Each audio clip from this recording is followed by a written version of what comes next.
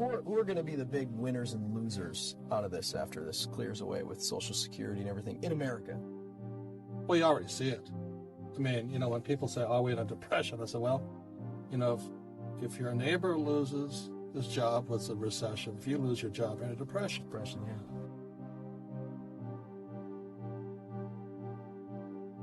I don't know what's going to happen. I've never seen the world so in turmoil. This is survival today. This is a massive, massive, massive, massive social problem. Today, America has the largest wealth gap between rich and everybody else, the largest bar of any other country in the world.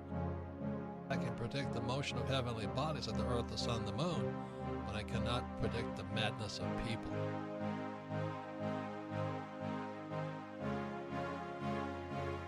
I love predicting the future. I think it's the best thing you can do. And the way you do that is simply look at history.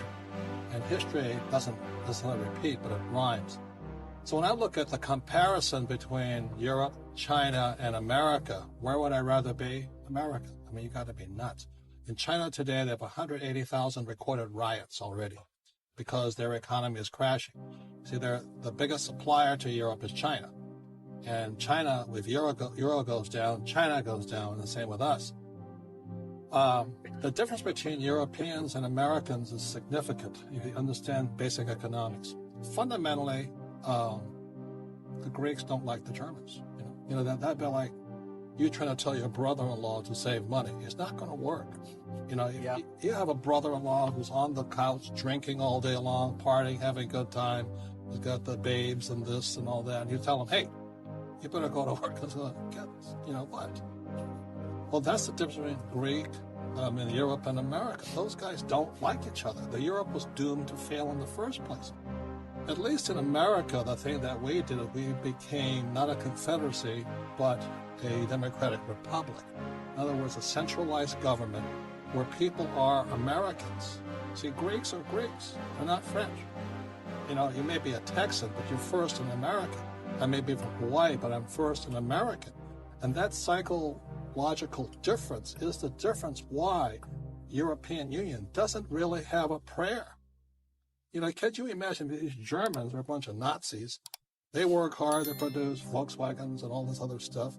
And the Greeks are on Ouzo having a good time chasing the German chicks. Yeah, I don't blame the Greeks. I'd have a good time out there, but So that's the primary problem. The Europeans are individual nations. America is one country. And that's why what you're going to see is the strength in our stock market screwed. But it'll still do better than the European market. The Chinese market is screwed. When the Chinese go down, which they will, it's going to take down countries like Australia, the Aussie dollar, and things like this. So years ago, I was on, a couple of years ago, I was on CNBC, and they were talking about emerging markets. And they asked me this question, which emerging market are you investing in? And I said, Texas. I said, why would I go outside of the country? You have oil. That has tremendous economic value.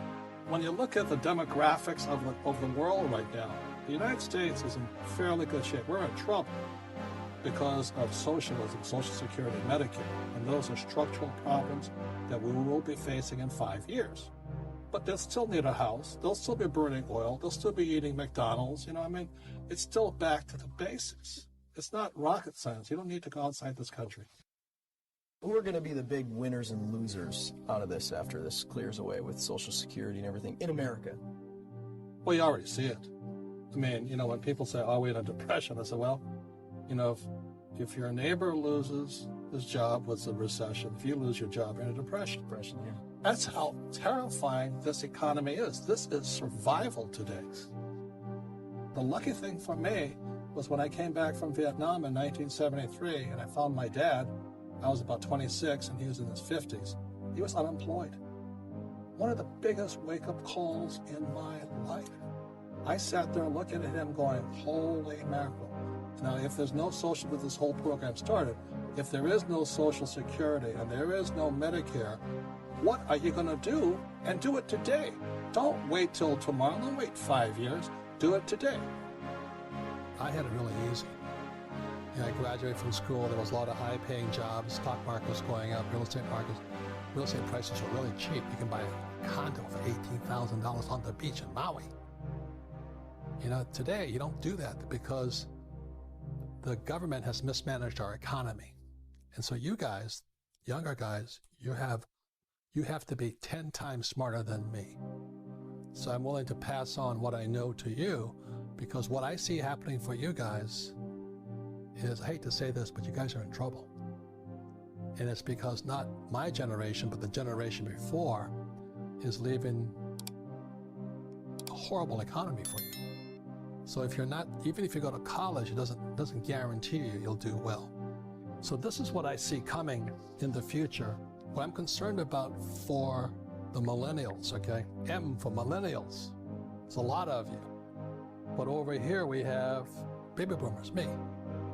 And what's going to happen is that it's going to be the flow of people. You guys are going to flow over here, and you'll be producing the income to pay the taxes and all this.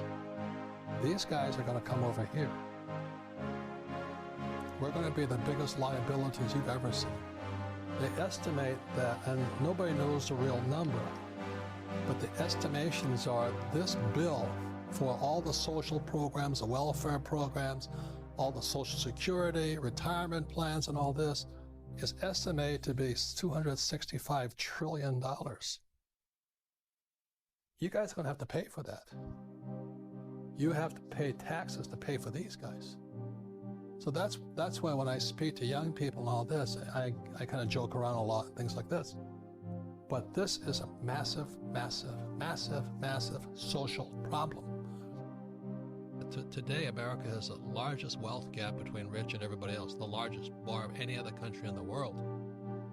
And much of that is because of fake money. And then you look at education. Our school teachers teach us nothing about money. My poor dad was a highly educated poor man. And then the Wall Street, you know, they give you all this financial advice, but the only people that makes rich is Wall Street. The biggest question is, what difference does it make if they can print money with the cost of a dime or nickel? Well, I was in Estonia a couple years ago, and they're pretty much a cashless society. They don't even have cash. So one of my questions is, how long are we even going to be using cash? Because everything is so electronic, credit cards. I asked for some cash in Estonia, and they're like, what? We don't have any cash here. I mean, it was really hard to find cash. So I'm just wondering how long it's even going to be around. We are in this world of turmoil right now. There's three things you need to have today. One is resiliency, optionality, and agility. I think those are the best answers you can get, because I don't know what's going to happen. And as Sir Isaac Newton says, I can predict the motion of heavenly bodies like the earth, the sun, the moon, but I cannot predict the madness of people.